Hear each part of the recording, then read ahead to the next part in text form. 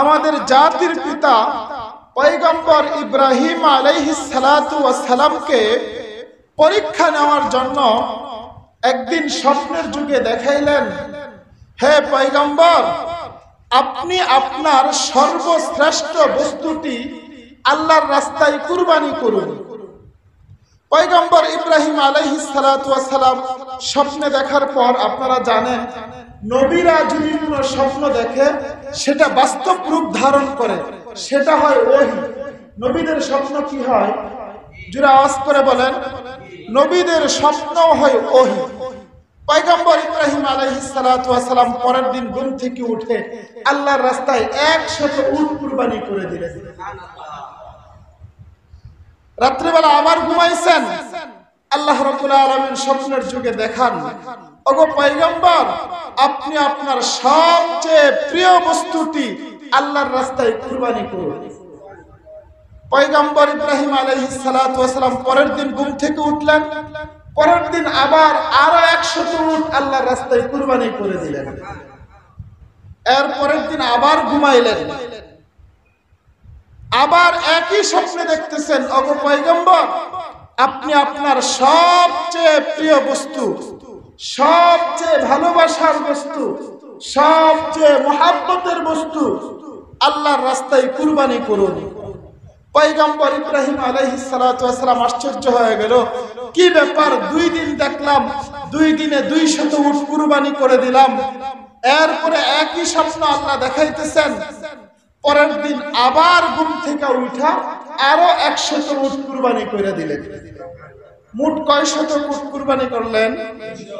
300 উট কুরবানি করার পরেও পরের দিন যখন আবার ঘুমাইছেন, আল্লাহ রাব্বুল আলামিন ঠিক একই স্বপ্ন তাকে দেখাইতেছেন, ওগো পয়গম্বর, আপনি আপনার সবচেয়ে প্রিয় বস্তু, ভালোবাসার বস্তু, মুহাব্বতের বস্তুকে আল্লাহর রাস্তায় কুরবানি করুন।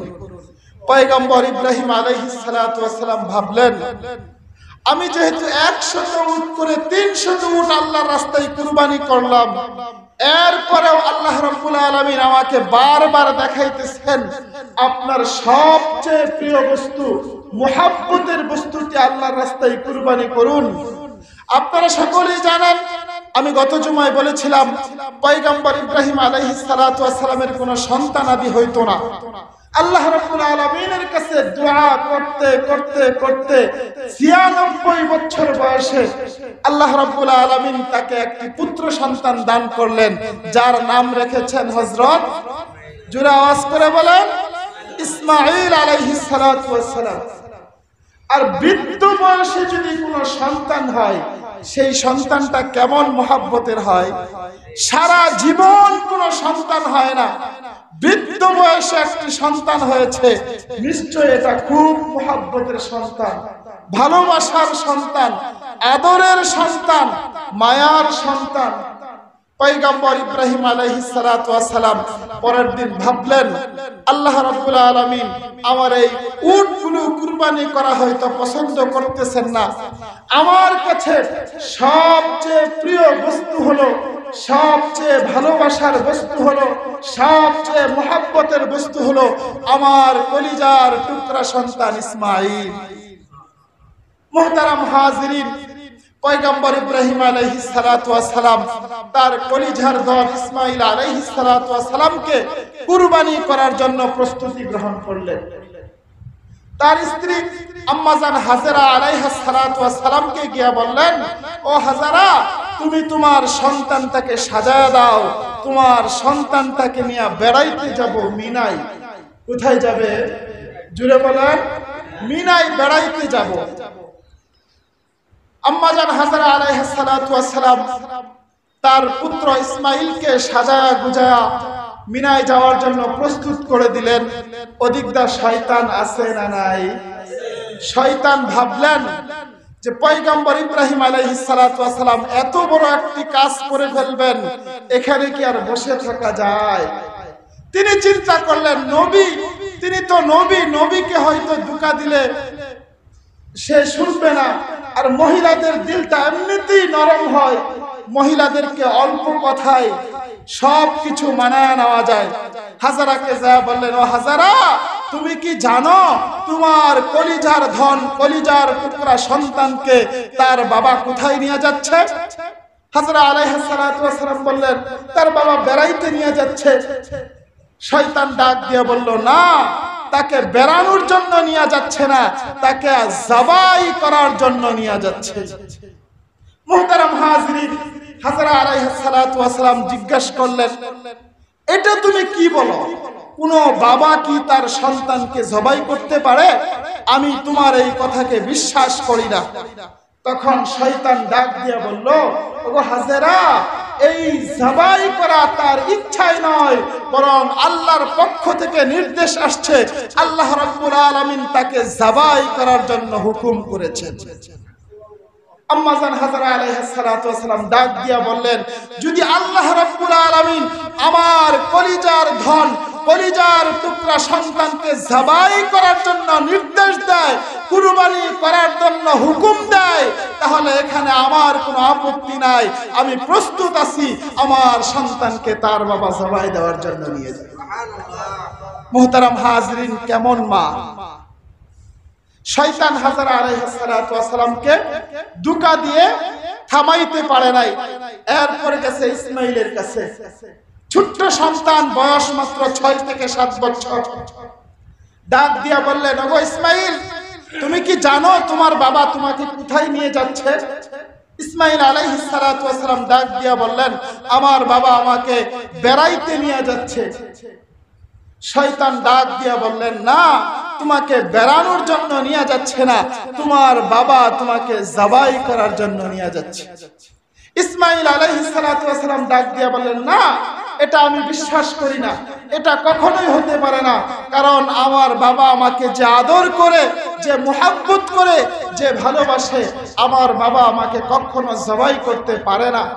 শয়তান ডাক দিয়ে বলল, গো ইসমাইল, তোমার বাবাকে আল্লাহ রাব্বুল আলামিন নির্দেশ দিয়েছেন, আল্লাহর পক্ষ থেকে হুকুম এসেছে, এটা আল্লাহ রাব্বুল আলামিনের নির্দেশ। সন্তান সাথে সাথে বলে উঠলেন, এটা যদি আল্লাহর নির্দেশ হয়ে থাকে, আল্লাহর হুকুম হয়ে থাকে, এখানে আমার কোনো দ্বিমত নাই, আমি প্রস্তুত আছি, আমার বাবা আমাকে জবাই করুক। মুহতারাম হাজিরিন, যেমন বাবা তেমন সন্তান। একটি প্রবাদ আছে, বাপ কা বেটা সিপাহী কা ঘোড়া। মুসলমান ভাইরা আমার কথাগুলো খুব ভালো করে বুঝবেন। এই কথাগুলো আল্লাহ রাব্বুল আলামিন কুরআনে হাকীমের মধ্যে বলেন, ফালাম্মা বালাগা মাআহুস সা'য়া ক্বালা ইয়া বুনাইয়া ইন্নী আরা ফিল মানাম আন্নী আযবাহুকা ফানজুর মাযা তারা ক্বালা ইয়া আবাতি ইফআল মা তু'মার সাতাজিদুনি ইনশাআল্লাহু মিনাস সাবিরিন। আল্লাহ রাব্বুল আলামিন ডাক দিয়া বলেন, ফালাম্মা বালাগা মাহুস সায়া ক্বালা ইয়া বুনাইয়া ইন্নী আরা ফিল মানাম। হে পয়গম্বর ইব্রাহিম আলাইহিস সালাতু ওয়াস সালাম, আপনি আপনার কলিজার টুকরা সন্তানকে আল্লাহর রাস্তায় কুরবানি করুন। ও মুসলমান, এই কুরবানিটা ছিল আল্লাহ রাব্বুল আলামিনের পক্ষ থেকে মহান বড় এক পরীক্ষা। জোরে আওয়াজ করে বলুন কি? আর জোরে আওয়াজ করে বলুন কি? মহান বড় পরীক্ষা। আল্লাহ রাব্বুল আলামিনের হুকুম পাওয়ার পর কলিজার টুকরা সন্তানকে সাজা গুজায়া মিনা মুজদালিফায় নিয়ে গেলেন। যারা হাজী সাহেব আছেন, হজ করেছেন, তারা জানেন মিনা মুজদালিফায় বর্তমান হাজী সাহেবরা কুরবানি করে থাকে। ও মুসলমান, মিনা মুজদালিফা একটা পাহাড়ের নাম। সেই পাহাড়ের মধ্যে পয়গম্বর ইব্রাহিম আলাইহিস সালাতু ওয়াস সালাম তার কলিজার টুকরা সন্তানকে গিয়া ডাক দিয়া বললেন, ও আমার কলিজার টুকরা সন্তান, তোমাকে জবাই করার জন্য, তোমাকে কুরবানি করার জন্য আল্লাহ রাব্বুল আলামিনের পক্ষ থেকে নির্দেশ এসেছে। আল্লাহ রাব্বুল আলামিনের পক্ষ থেকে হুকুম এসেছে। ক্বালা ইয়া তারা ফিল মানাম আন্নী আযবাহুকা ফানজুর মাযা তারা। হে আমার সন্তান, তোমাকে আল্লাহ রাব্বুল আলামিন জবাই করার জন্য বলেছেন। আযবাহু শব্দ আল্লাহ ব্যবহার করেছেন। আযবাহু শব্দের অর্থ হলো জবাই করা। ও মুসলমান ভাইরা আমার, বাবা যখন সন্তানকে প্রস্তাব দিলেন, ও সন্তান তোমাকে জবাই করার জন্য আল্লাহ রাব্বুল আলামিন হুকুম করেছেন, সন্তান বাবাকে উত্তর করে ক্বালা ইয়া আবাতি ফাআল মা তুমার সাতাজিদুনি ইনশাআল্লাহু মিনাস সাবিরিন। ওগো আমার সম্মানিত পিতা, আল্লাহ রাব্বুল আলামিন আপনাকে যা হুকুম করেছেন, আল্লাহর পক্ষ থেকে যে নির্দেশ আপনার কাছে আছে, আপনি আপনার নির্দেশ পালন করুন। আমাকে আপনি ধৈর্যশীলদের অন্তর্ভুক্ত পাবেন। ও মুসলমান, সন্তান ডাক দিয়া কি বললেন? আমাকে আপনি কার অন্তর্ভুক্ত পাবেন? ধৈর্যশীলদের অন্তর্ভুক্ত পাবেন। এই কথা বলে এই ছোট্ট শিশু 6 থেকে 7 বছরের একটি বাচ্চা সন্তান তার বাবাকে এই কথা বুঝাইলেন যে আপনি আল্লাহর হুকুম পালন করুন। আল্লাহ আপনাকে যা নির্দেশ দিয়েছে এখানে আমার কোনো দ্বিমত, জোরে আওয়াজ করে বলেন, আমার কোনো দ্বিমত নাই। আমাকে আপনি ধৈর্যশীলদের অন্তর্ভুক্ত পাবেন। তার মানে বোঝা গেল এই পৃথিবীতে শুধুমাত্র কেবলমাত্র ইসমাঈল আলাইহিস সালাতু ওয়াস সালাম একাই ধৈর্যশীল না, এখানে জমা বহুবচন শব্দ তিনি ব্যবহার করেছেন। তিনি এই কথা বলেন নাই আমাকে ধৈর্যশীল পাবেন, বলেছেন আমাকে ধৈর্যশীলদের অন্তর্ভুক্ত পাবেন। আপনারা যারা বাংলা পড়াশোনা করেছেন 4-5-এ এগুলা পড়ায় দের শব্দটা বহুবচনে আসে। জমা যেটাকে আরবিতে বলা হয় জমা, বাংলাতে বলা হয় বহুবচন, মানে 3-এর অধিক। 3-এর অধিক, বুঝতে পেরেছেন মুহতারাম হাজিরিন? তার মানে তিনি এটা বুঝাইলেন আমাকে আপনি ধৈর্যশীলদের অন্তর্ভুক্ত পাবেন। এই পৃথিবীতে আমাকে ছাড়াও আরো হাজারে হাজারে ধৈর্যশীল পৃথিবীতে ছিল, আছে এবং থাকবে। মুহতারাম হাজিরিন, কথাগুলো খুব ভালো করে বুঝবেন। যখন ইব্রাহিম আলাইহিস সালাতু ওয়াস সালাম তার সন্তানকে প্রস্তাব দিলেন তোমাকে জবাই করার জন্য নির্দেশ এসেছে, সন্তান ডাক দিয়া বললেন বাবা আপনি আমাকে জবাই করবেন, কোনো দ্বিমত নাই, আমাকে ধৈর্যশীলদের অন্তর্ভুক্ত পাবেন, কিন্তু জবাই করার পূর্বে আমার কিছু নসিহত আপনি শুনেন। আপনি যখন আমাকে জবাই করবেন আপনি আমার হাত পা গুলো খুব ভালো করে রশি দিয়া বেঁধে নিবেন।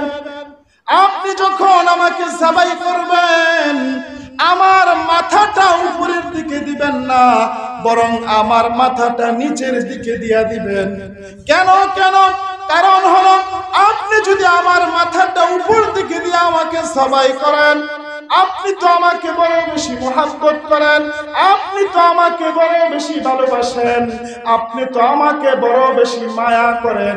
আপনি জবাই করার সময় যদি আমার চেহারাটা দেখেন, মায়ার কারণে হয়তো আপনি জবাই করতে পারবেন না, মহব্বতের কারণে হয়তো আপনার দিলের মধ্যে কষ্ট লাগতে পারে, সেই ক্ষেত্রে আপনি হয়তো আল্লাহ রাব্বুল আলামিনের হুকুমটা পালন করতে পারবেন না। ও মুসলমান ভাইরা আমার, হাত পা বাঁধার জন্য কেন বললেন?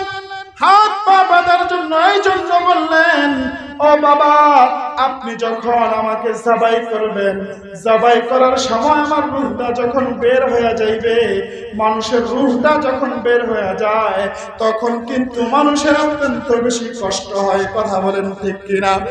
ও মুসলমান ভাইরা আমার, সেই সময় যদি আমি ছটফট করতে থাকি, নাড়াচাড়া করতে থাকি, আমার হাত পা যদি আপনার শরীরে লাগে হয়তো বেয়াদবি হবে।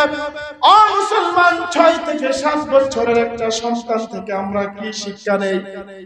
আজকে দেখেন পয়গম্বর ইব্রাহিম আলাইহিস সালাতু ওয়াস সালাম আল্লাহর হুকুমে তার কলিজার ধন, কলিজার টুকরা সন্তানকে জবাই করার জন্য প্রস্তুতি গ্রহণ করলেন। আজকে আমার বাংলাদেশের মুসলমানদের দিকে যদি আমরা তাকাই, আমার বাংলাদেশের মুসলমানরা কলেজের টুকরা সন্তানকে জবাই করবে কোত্থেকে? হাজার হাজার এমন মুসলমান আমার বাংলাদেশে আছে যাদের উপর কুরবানি ওয়াজিব হয়ে রয়েছে। আল্লাহর হুকুমে তারা একটি গরু ছাগল কুরবানি করতে পারে না। আছে না নাই? কথা আওয়াজ করে বলেন, আছে না নাই? ও মুসলমান, আজকের এই যুগে 2024 সালে যদি আমাকে আর আপনাকে আল্লাহর পক্ষ থেকে নির্দেশ দেওয়া হইতো আমাদের সন্তানকে জবাই করার জন্য, বলুন আমাদের ঈমানের কি হালত হইতো? কথা বলেন, আমাদের ঈমানের কি হালত হইতো? আজকে আমরা টাকার মায়ায়, টাকার মোহাব্বতে মাত্র 10,000, 8,000, 12,000 টাকার মোহাব্বতকে ছাড়তে পারি না, আল্লাহর একটা হুকুম পালন করতে পারি না। ও মুসলমান ভাইরা আমার, এরপর শুরু হয়ে গেল বাবা এবং সন্তানের কুরবানির ইতিহাস। পয়গম্বর ইব্রাহিম আলাইহিস সালাতু ওয়াস সালাম তার কলিজার টুকরা সন্তানটাকে খুব ভালো করে বেঁধে মাথাটাকে নিচ দিক দিয়া ছুরিটাকে খুব ভালো করে দাঁড়ায়া ইব্রাহিম আলাইহিস সালাতু ওয়াস সালাম এ যেন একটি নতুন ইতিহাস শুরু করলেন। সন্তানকে বাবা হয়ে জবাই করা শুরু করে দিলেন। ও মুসলমান ভাইরা আমার, ইব্রাহিম আলাইহিস সালাতু ওয়াস সালামের চক্ষুটা ছিল বাঁধা। কেন তার চক্ষুটা বেঁধেছেন? কারণ তিনি এটা ভেবেছেন যদি মায়া চলে আসে, মুহাব্বত চলে আসে, এই মায়া মুহাব্বতের কারণে আমি যদি আমার সন্তানকে জবাই করতে না পারে আল্লাহ রাব্বুল আলামিন হয়তো আমার উপর নারাজ হয়ে যাইবে। মুসলমান ভাইরা আমার, ইব্রাহিম আলাইহিস সালাতু ওয়াস সালাম তার সন্তানের গলার মধ্যে ছুরি দিয়া ফেসাইতেছেন। এমন সময় আকাশ বাতাস, পশু পাখি, গাছপালা, তরুলতা, ফেরেশতা সহ কুল কায়নাত সবকিছু আল্লাহ রাব্বুল আলামিনের কাছে দরখাস্ত করা শুরু করে দিল। ওগো আল্লাহ, এ যেন কেমন নতুন ইতিহাস! বাবার হাতে সন্তান জবাই হচ্ছে, এটা আমরা সহ্য করতে পারি না। আপনি এই ছোট্ট সন্তানটাকে কুদরতিভাবে হেফাজত করেন। এই ছোট্ট সন্তানটাকে বাবার ছুরির হাত থেকে হেফাজত করে। ও মুসলমান ভাইরা আমার, এদিকে ইব্রাহিম আলাইহিস সালাতু ওয়াস সালাম ছুরি দিয়া গলার মধ্যে ফেসাইতেছেন। এমন জুড়ে ফেসাইতেছেন, ছুরি কোনোভাবেই কাটতেছে না। আল্লাহ রাব্বুল আলামিন আকাশ জমিন গাছপালা পশু পাখি ফেরেশতা সকলের মুনাজাত, সকলের দোয়া, সকলের দরখাস্তটা কবুল করে জিবরাইল আমিন আলাইহিস সালাতু ওয়াস সালামকে জান্নাত থেকে একটি দুম্বা নিয়ে দুনিয়ার মধ্যে পাঠায়া দিলেন। ও মুসলমান ভাইরা আমার, জিবরাইল আলাইহিস সালাতু ওয়াস সালাম জান্নাত থেকে একটা দুম্বা নিয়া আল্লাহু আকবার, আল্লাহু আকবার, লা ইলাহা ইল্লাল্লাহ, আল্লাহু আকবার, ওয়ালিল্লাহিল হামদ, এই তাকবীরে তাশরিকের ইতিহাসটা করে দিলেন। জান্নাত থেকে দুম্বা নিয়া তিনি উচ্চ কণ্ঠে বললেন আল্লাহু আকবার, আল্লাহু আকবার। ইব্রাহিম আলাইহিস সালাতু ওয়াস সালাম জিবরাইলের এই আওয়াজ শুনে তিনি বললেন আল্লাহু আকবার, আল্লাহু আকবার, লা ইলাহা ইল্লাল্লাহ, আল্লাহু আকবার। বাবার মুখে এই ধ্বনি শুনে ইসমাঈল আলাইহিস সালাতু ওয়াস সালাম বললেন আল্লাহু আকবার, আল্লাহু আকবার, ওয়ালিল্লাহিল হামদ। ও মুসলমান, এটাকেই বলা হয় তাকবীরে তাশরিক। এই তাকবীরে তাশরিকটাকে আল্লাহ রাব্বুল আলামিন এমন ভাবে কবুল করে নিলেন যেই তাকবীরে তাশরিকটা গোটা মুসলিম উম্মার জন্য, গোটা উম্মতে মুহাম্মাদির জন্য 9 তারিখ ফজর থেকে 13 তারিখ আসর পর্যন্ত 23 ওয়াক্ত নামাজের পর প্রত্যেকটা মুসলমান নরনারীর উপর একবার হলেও এই তাকবীরে তাশরিক পড়াটা ওয়াজিব। এই তাকবীরে তাশরিক পড়াটা কি বলেন? ওয়াজিব।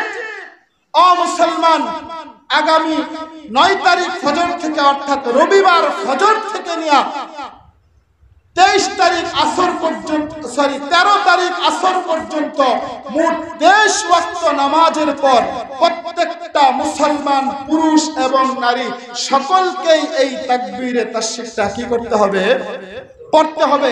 যদি কেউ না পড়ে সে অবশ্যই গুনাহগার হবে, আল্লাহর কাছে তাকে তাওবা করতে হবে। এই তাকবীরে তাশরিকের ইতিহাসটা এসেছে কোথা থেকে?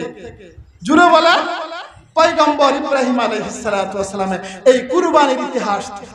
প্রিয় ভাইরা আমার, এরপর জিবরাইল আমিন আলাইহিস সালাতু ওয়াস সালাম যখন একটি দুম্বা নিয়ে জমিনে আসলেন, এদিকে তো ইব্রাহিম আলাইহিস সালাতু ওয়াস সালাম তার সন্তানের গলার মধ্যে ফেসাইতেছেন।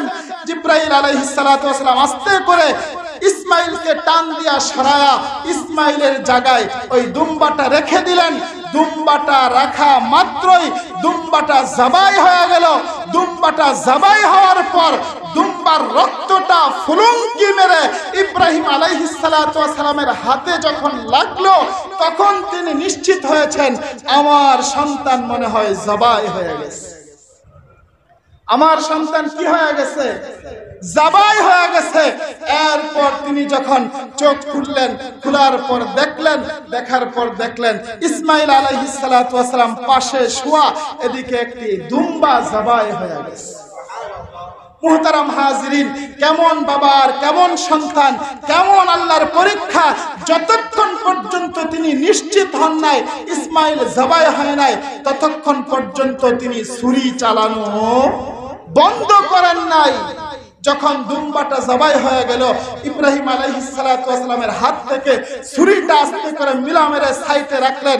পাশে ছিল একটা বড় পাথর, পাথরটা কেটে 2 টুকরা হয়ে গেল।